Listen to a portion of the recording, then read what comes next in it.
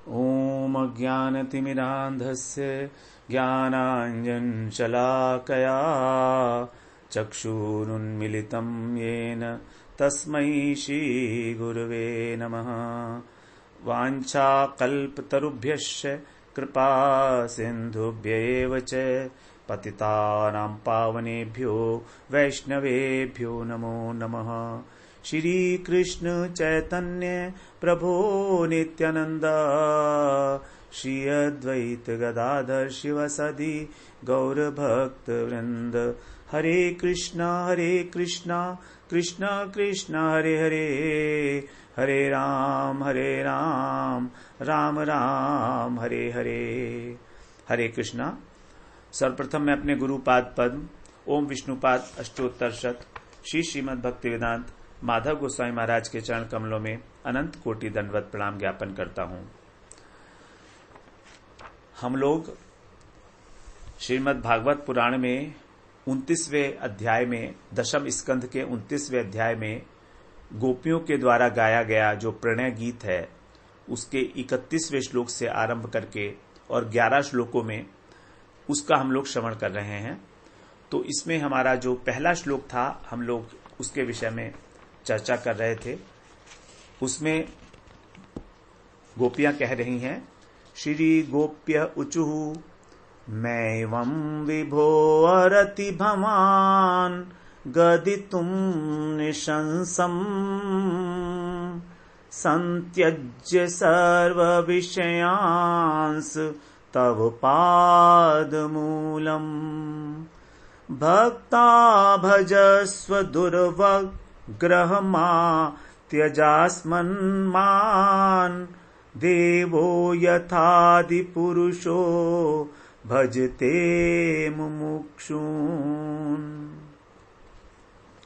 कह रही हैं, हे विभो, हे प्यारे कृष्ण, तुम सर्वव्यापक हो, विभु हो, घट घट वासी हो, सबके हृदय में विराजमान हो। तो हमारे हृदय की बात भी जानते हो।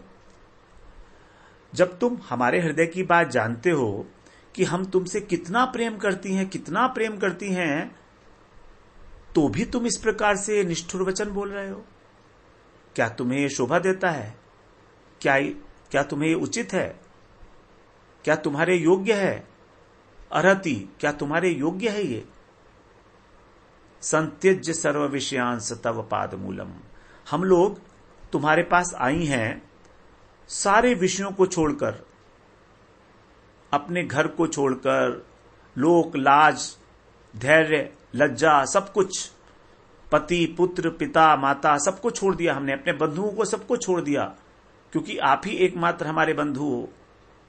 सब विषयों को छोड़कर हम आपके पास आए हैं। तव पादमूलम भक्ता, हम आपके चरण कमलों में ही केवल प्रेमवती हैं। आपके चरण कमलों से ही हमें प्रेम है। और तुम कैसे हो?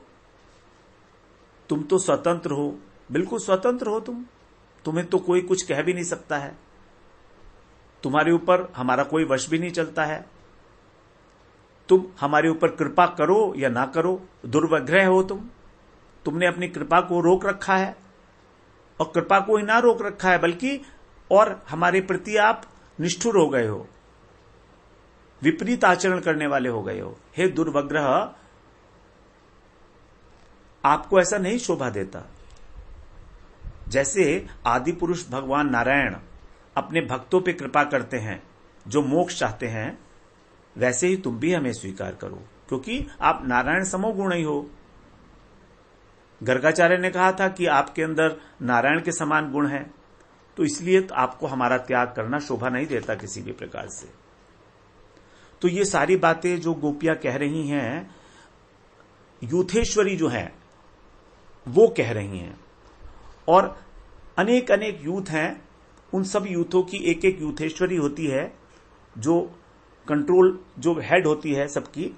तो वो यूथेश्वरी कह रही हैं। और इस प्रकार यूथेश्वरी भी बहुत सारी हैं, क्योंकि 100 करोड़ गोपियां हैं ना, तो 100 करोड़ गोपियों में तो यूथेश्वरी भी हजारों और लाखों में होंगी।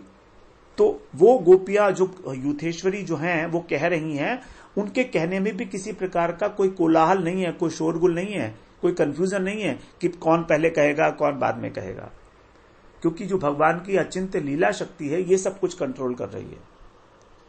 एक्चुअली भगवान की पूरी लीलाओं का जो सूत्रधार है वो भगवान की लीला शक्ति है। वो ही सारा का सारा स्टेज जो है बना के तैयार रखती है कि किस प्रकार किसको कितना कैसे रोल करना है। यहां तक कि भगवान को भी क्या रोल करना है वो भी लीला शक्ति डिसाइड करती है, उनकी लीला में भगवान की। तो अनेक प्रकार की जो गोपियां हैं, 4 प्रकार की जो बताई थी, श्रुतिचरी, ऋषिचरी, देवकन्या और गोपकन्या, ये 4 प्रकार की गोपियां हैं। इसकी हम लोग पहले चर्चा कर आए हैं। तो पद्म पुराण में जो नाम दिए गए हैं, राधा जी, चंद्रावली, ललिता, विशाखा इत्यादि, ये सब जो हैं गोप कन्याएं हैं, नित्य सिद्धा गोपियां हैं ये। लेकिन वहां पर श्रुतिचरी गोपियों का कोई नाम नहीं दिया गया है। और ये सब गोपियां कृष्ण का वेणुनाद सुनकर इकट्ठी हुई हैं। अब ये सब गोपियां अलग अलग 4 प्रकार की बता तो दी गई हैं, लेकिन ये अब जब आई हैं यहां पर, तो यहां पर ऐसा नहीं है कि 4 पार्ट्स में डिवाइड होकर के खड़ी हुई हैं अलग अलग, ऐसा नहीं है। जो श्रुतिचरी गोपियां हैं वो श्रुतियों की अधिष्ठात्र देवियां हैं। वेदों के अंदर जो ऋचाएं हैं, वो ऋचाएं, वो जो मंत्र हैं, वही जो हैं, उन सब का अधिष्ठात्र देवी को ही श्रुति कहा जाता है, श्रुतिचरी। तो इन्होंने अपने पूर्व जन्म में अनेक प्रकार की तपस्याएं की हैं, साधनाएं की हैं भगवान का प्रेम प्राप्त करने के लिए। इसलिए इनको गोपी गर्भ से जन्म मिला है। और तब केवल गोपी जन्म से गर्भ से जन्म लेकर कृष्ण सेवा का अधिकार नहीं मिलता। जब ये नित्य सिद्धा गोपियां उनका अनुगत्य करती हैं, उनसे सेवा की परिपाटी सीख लेती हैं, तब इनको कृष्ण सेवा का अधिकार मिलता है। इसी प्रकार से जो अनेक प्रकार के साधक हैं, ऋषि हैं, वो सब भी गोपी भाव को प्राप्त करते हैं जब वो नित्य सिद्धाओं का अनुगत्य करते हैं, तब कृष्ण की सेवा का अधिकार प्राप्त होता है। तो ये सारी गोपियां जो नित्य सिद्धा गोपियां हैं, जैसे राधा जी हैं, चंद्रावली इत्यादि, ये तो नित्य सिद्ध हैं। ये तो अनादिकाल से भगवान की सेवा में है, अनादिकाल से, जब से भगवान है तब से ही।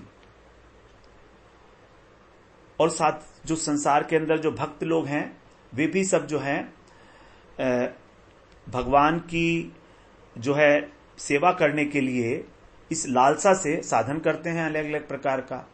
और साधन करते समय वो जिस भाव से, जिस प्रकार की गोपियों का अनुगत्य स्वीकार करते हैं, अपना स्मरण के समय में सेवा करते हुए, वो सिद्धि अवस्था में भी उसी भाव के अनुरूप उसी गोपी के यूथ के अंदर प्रवेश करते हैं और उसी भाव की सेवा को प्राप्त करते हैं। तो यहां पर जो साधना की जाती है इस जगत के अंदर, वो साधना भी एक विशेष भाव के अनुसार की जाएगी। प्रधान जो भाव होगा, स्थायी भाव, उस स्थायी भाव के अनुसार साधना करके ही फिर उसके अनुरूप जो यूथेश्वरी हैं उनका अनुगत्य करके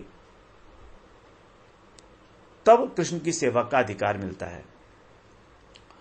तो उज्ज्वल नीलमणि में बताया है कि 4 प्रकार के भाव हैं। आसाम चतुर्विधो भेदः सर्वासाम ब्रज सुभ्रुवाम स्यात् स्वपक्ष सुहृत् पक्ष तटस्थ प्रतिपक्षकः। 4 प्रकार के भाव, स्वपक्षी, सुहृत् पक्ष, तटस्थ और प्रतिपक्ष यानी विपक्ष, ये 4 प्रकार की गोपियां हैं। स्वपक्षी गोपियां क्या हैं? जो राधा जी के पक्ष की हैं, जैसे ललिता, विशाखा इत्यादि। जो प्रेष्ठ सखी हैं, ललिता, विशाखा, चित्रा, इंदुलेखा, रंगदेवी, सुदेवी, चंपकलता, तुंग विद्या, ये अष्ट सखियां हैं ये तो स्वपक्षा है। उसके बाद दूसरा है प्रतिपक्षा, जो चंद्रावली के यूथ में है। चंद्रावली जी राधा जी की चचेरी बहन है, चंद्रभानु गोप की बेटी है। वो राधा जी वृषभानु गोप की बेटी हैं और चंद्रावली जी चंद्रभानु गोप की बेटी हैं, तो वो इनकी चचेरी बहन है। तो यही है प्रतिपक्षा गोपियों की यूथेश्वरी। और इनके साथ इनकी भी सखियां हैं, जैसे शैव्या, पद्मा इत्यादि, तो वो इनके साथ हैं। उसी प्रकार से दो और हैं कैटेगरीज, उसमें है सुहृद पक्ष और तटस्थ पक्ष। तो जो चंद्रावली के यूथ की मुख्य गोपियां हैं, वो हमेशा कृष्ण का चंद्रावली से मिलन कराने के लिए चेष्टारत रहती हैं। और जो राधा जी की सखियां हैं, वो राधा जी के साथ मिलन कराने के लिए चेष्टारत रहती हैं। लेकिन जो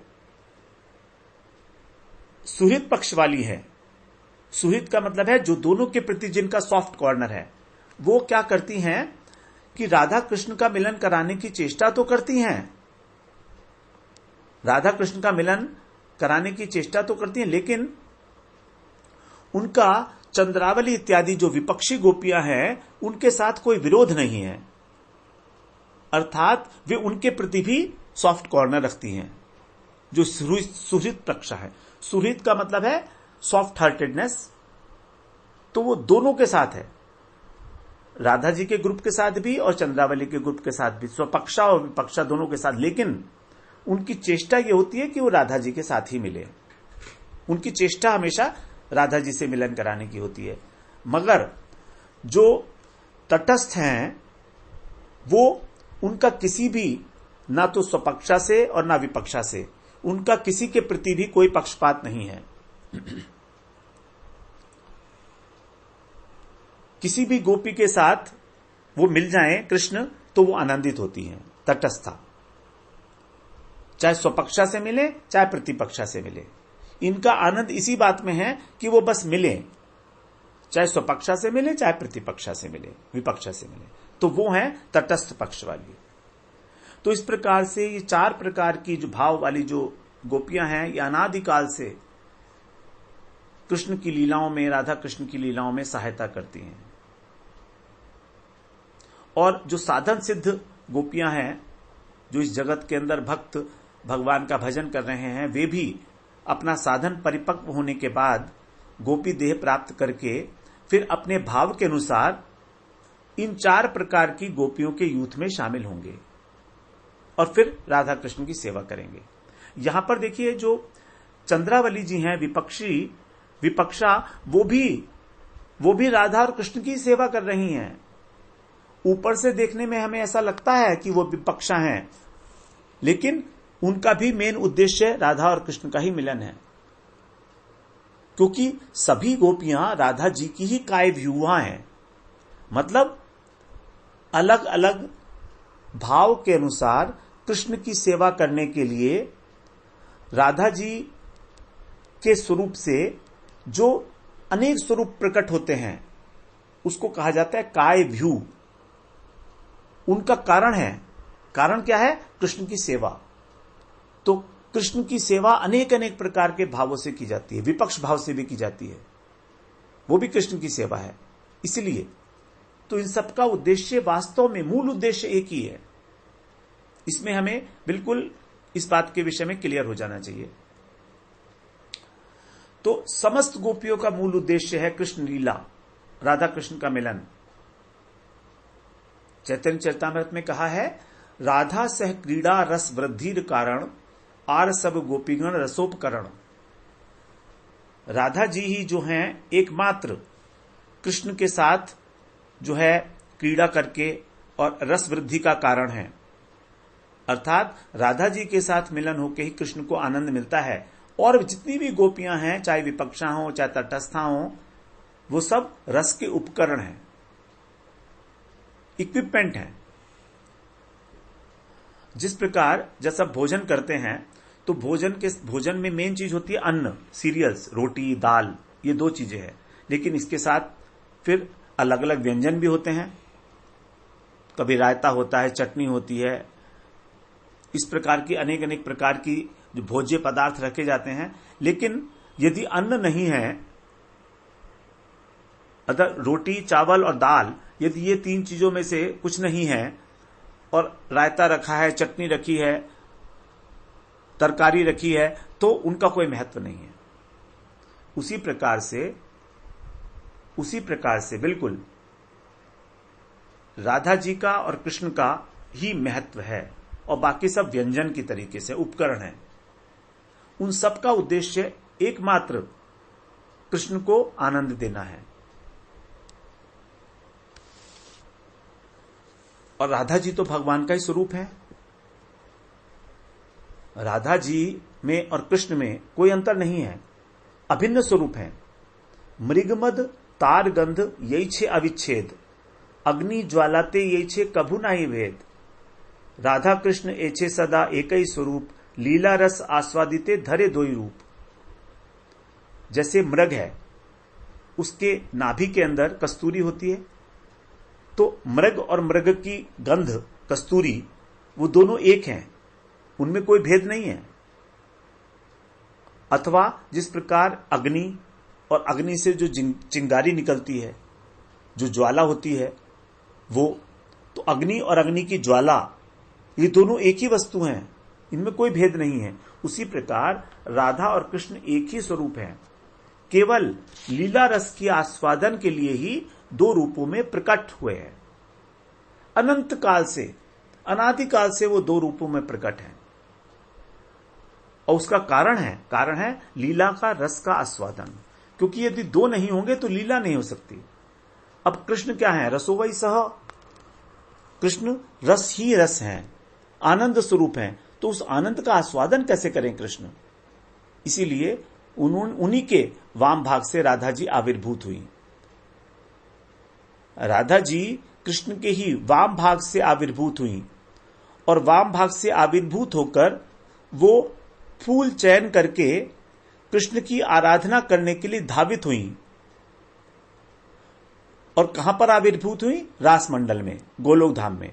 तो गोलोक धाम में, रास मंडल में कृष्ण के वाम अंग से आविर्भूत होकर जब पुष्प चयन करके राधा जी कृष्ण की चरणों की सेवा करने के लिए धावित हुई, तो उनका नाम बना राधा। रा का मतलब रास मंडल, और धा का मतलब धावित होना। तो पुष्प चयन करके जब कृष्ण सेवा के लिए वो धावित हुई, तो उनका नाम हो गया राधा। अनेक अनेक प्रकार की व्युत्पत्ति दी है, राधा नाम की अनेक प्रकार की अर्थ किए गए हैं, उनमें से एक अर्थ यह है। तो राधा जी के साथ ही उस माधुर्य का, उस प्रेम का रसास्वादन कराना, यही है कृष्ण लीला का उद्देश्य। समस्त वैष्णव सिद्धांत, समस्त वैष्णव शास्त्र, यही उनका एकमात्र उद्देश्य, एकमात्र सिद्धांत है कि सभी गोपियां राधा जी की कायभ्यू रूप हैं। महाभाव चिंतामणि राधा रस रूप, ललितादि सखी तार कायभ्यू रूप। राधा जी का स्वरूप क्या है? महाभाव स्वरूपिणी, क्योंकि महाभाव की अभिव्यक्ति राधा जी में हुई है, और वही उन्हीं की कायव्यूह हैं जितनी भी सखियां हैं। तो इस प्रकार से ये सभी गोपियां कृष्ण लीला में एक प्रकार की सहायता देती हैं। अब यहां पर जो यूथेश्वरी अलग अलग प्रकार की बातें कर रही हैं, तो यहां पर ये वाला जो श्लोक कहा गया है, मैवम विभो अरति भवान गदितुम नृशंसम, ये जो वचन कहे गए हैं, ये वाली जो यूथेश्वरी हैं, इनके लिए क्लासिफिकेशन दिया गया है धीरा नायिका,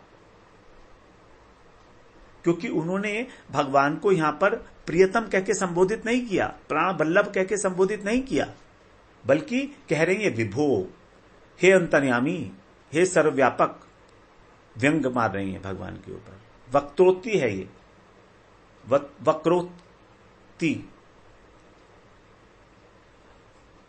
क्योंकि गोपियों के अनेक प्रकार के भेद बताए गए हैं, स्वकीया हैं, परकिया हैं, फिर परकिया के अंदर भी 3 प्रकार के भेद हैं स्वकीया परकिया में, मुग्धा, मध्या, प्रगल्भा।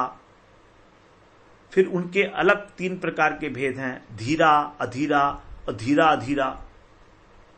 तो इस प्रकार से यदि देखेंगे तो 2 प्रकार की पहले हुई स्वकीया, उसके बाद फिर 3 प्रकार की हुई मुग्धा, मध्या और प्रगल्भा, उसके बाद फिर धीरा अधीरा और धीरा धीरा। अनेक प्रकार के इस प्रकार के भेद गोपियों के बताए गए हैं। हम अभी उसमें नहीं जाएंगे इतना डिटेल में, उसकी आवश्यकता भी नहीं है। तो यहां पर जो बता रहे हैं वो ये वाला जो श्लोक गाया गया है, ये जो नायिका है वो है धीरा नायिका, मध्या धीरा। क्योंकि ये क्या कह रही हैं कि भगवान के द्वारा, कृष्ण के द्वारा जो कृष्ण की महिमा का गान भी कर रही हैं कि आप नारायण के समान हो, इसीलिए आप हमको स्वीकार करो। तो ये कृष्ण की महिमा का गान भी हो गया, लेकिन साथ में व्यंग भी दे दिया कि तुम अंतर्यामी भी हो, और अंतर्यामी हो, हमारे हृदय की बात जानते हो, तो भी ऐसा कह रहे हो। तो दोनों बातें एक साथ, भगवान की महिमा का गान और भगवान के ऊपर एक व्यंग। तो ये जो करती हैं ये मध्या धीरा नायिका ही करती हैं। वक्तृत्व का इस्तेमाल जो करती हैं वो धीरा नायिका करती है। सीधे सीधे नहीं बोलती हैं, ये सरल भाषा में नहीं बोलती हैं। और इन लोगों इस प्रकार की जो नायिका हैं उनकी बात को समझना ये अत्यंत कठिन है। ये तो हम लोग जो अभी चर्चा कर रहे हैं, केवल हमारे जो आचार्य हैं उन्होंने इस बात का कुछ आस्वादन किया है, निर्देश किया है, उसके अनुसार ही इस हम लोग चर्चा में प्रवृत्त हुए हैं। क्योंकि हम ये कहां से समझ सकते हैं कि ये जो किसने कहा है और क्यों कहा है और कैसे कहा है। तो जो श्री सनातन गोस्वामी पाद ने और जीव गोस्वामी ने जो अपनी टीकाओं में इन गोपियों के विषय में इतनी विशद व्याख्या की है और उनसे याचना की है, गोपियों से याचना की है कि आपकी कृपा से ही हम आप इस अर्थ को जान सकते हैं, उसके अतिरिक्त हमारे पास और कोई उपाय नहीं है आपके इस इन शब्दों के अर्थों को जानने का। क्योंकि भगवान तक को मोहित कर लेती हैं जो कृष्ण सारे जगत को मोह लेते हैं, जगत मोहन कृष्ण, उनके मन को भी जो मोहित करने वाली हैं ऐसी हैं राधिका जी। जगत मोहन कृष्ण ताहार मोहनी अतएव समस्तेर परा ठकुरानी। जो राधा जी हैं उनको कहा गया है किस प्रकार से वो कृष्ण के भी मन को मोहित करने वाली हैं। तो ये सभी लोग चारों ओर से भगवान को घेर कर खड़ी हुई हैं और अपना सब कुछ भगवान के चरणों में सर्वस्व समर्पित है, इनका देह, इनका मन, इनके प्राण। इसलिए भगवान से प्रार्थना कर रही हैं कि आप हमें स्वीकार करो। आपने जो हमारा सबसे पहले स्वागत किया था, भगवान ने जब सब आई थी ना जब ये लोग, तो भगवान ने कहा था स्वागतम भो महाभागा, स्वागतम वो महाभागा। ओह, आपका स्वागत है, आइए आइए, आप महाभाग्यवती गोपियां हो, आइए। तो ये जो उपेक्षा भरे वचन भगवान के मुंह से बोले गए थे, एक तरफ तो बोल रहे हैं महाभाग्यवती और दूसरा कह रहे हैं स्वागत है। अरे भाई, कोई अपना ही व्यक्ति आता है तो कोई ऐसे बोलता है क्या कि आपका स्वागत है, आइए आइए, बैठिए बैठिए, विराजमान होइए? ऐसे तो नहीं बोलते हैं। इनफॉर्मल, बड़ा फॉर्मल होके बोल रहे हैं भगवान यहां पर, जबकि वो तो इनको अपना मानती हैं, बिल्कुल प्रियतम मानती हैं। वो सोच रही थी भगवान हमको गले से लगा लेंगे, हमारा स्वीकार कर लेंगे हमको एकदम। फिर कह दिया आप बताइए मैं आपके लिए क्या सेवा कर सकता हूं। It looks very odd, embarrassing दूसरे के लिए। यदि आपको कोई घर में अपने इनवाइट करे हमें कि आप डिनर पर आना हमारे घर पर, और हम उसके घर गए और हमसे वो हाथ जोड़ के बोले वहीं पर गेट के ऊपर ही, आइए आइए आइए, बहुत स्वागत है आपका, बताइए मैं आपके लिए क्या करूं, बताइए क्या सेवा कर सकता हूं मैं आपकी। तो हमें कैसा लगेगा? हम कहेंगे नहीं नहीं, बस हम ऐसे ही थोड़ा यहां से पास हो रहे थे रास्ते से, तो हमने सोचा आपको जरा मिलते चले, तो इसलिए हम आ गए। बोला ओ अच्छा अच्छा, इसलिए आ गए, अच्छा ठीक है ठीक है ठीक है। तो हम क्या करेंगे, हम उठ के चल देंगे वहां से, हम उठ के चल देंगे, क्योंकि तो बिल्कुल ही एक प्रकार का अपमान है ना अपनेपन का। तो भगवान ने कहा तो आइए आइए स्वागत है, जैसे बड़े मीठे स्वर में बोल रहे हैं, मधुरता पूर्वक आपका विराजमान हुई है, आप स्वागत है। तो इस मधुरता के अंदर भगवान की जो उपेक्षा का भाव है वो विष के समान लगा था उनको। उसी के कारण वो प्राण तक त्यागने को तैयार है। भगवान के ये बातें उनके दिमाग में घूम रही हैं अभी तक कि ये बात उन्होंने कही कैसे, क्या इनके मुख से ऐसी बातें शोभा लगती हैं। फिर बोलती हैं ठीक है, ये हमारा ही भाग्य है, दुर्भाग्य है हमारा, हम क्या करें, हम कुछ कर भी तो नहीं सकती ना। भगवान स्वतंत्र हैं, उनके ऊपर किसी का कोई वश तो चलता नहीं है। लेकिन ये स्पष्ट कर देती हैं कि हम वापस लौटकर नहीं जाने वाली हैं, और आपको जाना है तो आप हमारी हत्या का पाप लेकर ब्रजपुरी में लौट जाओ, मगर आप तो बहुत दयालु के रूप में प्रसिद्ध हो, कोई शत्रु भी इस प्रकार के वचन नहीं बोलता है, और आप तो हमारे प्रियतम भी हो तो भी ऐसा बोल रहे हो।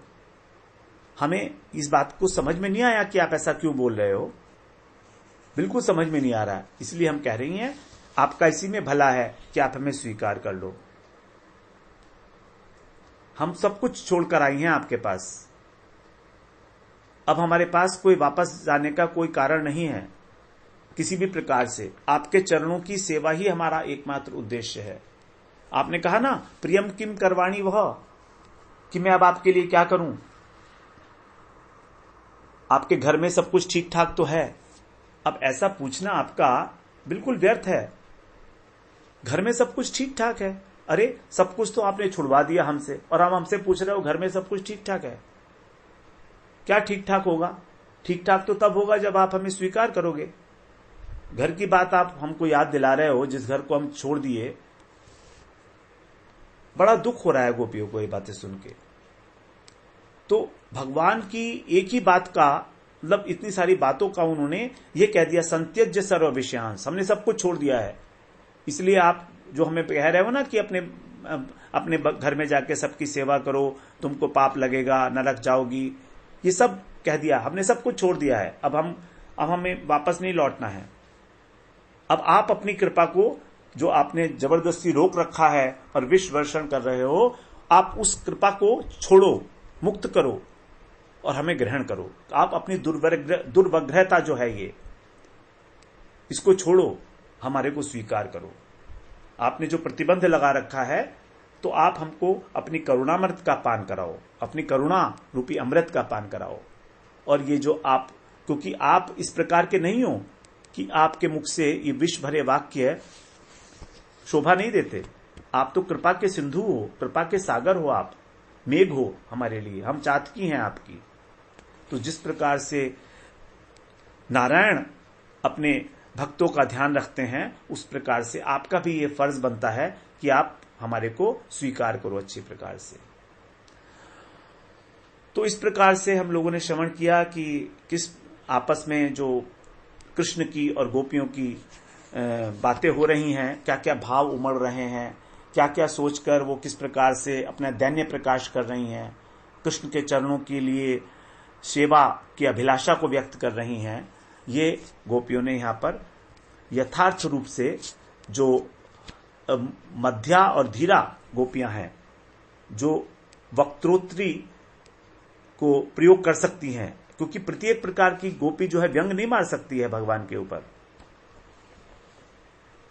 लेकिन जो इस प्रकार की गोपियां होती हैं वो धीरा और मध्या, वो इस प्रकार की बातें कर सकती है।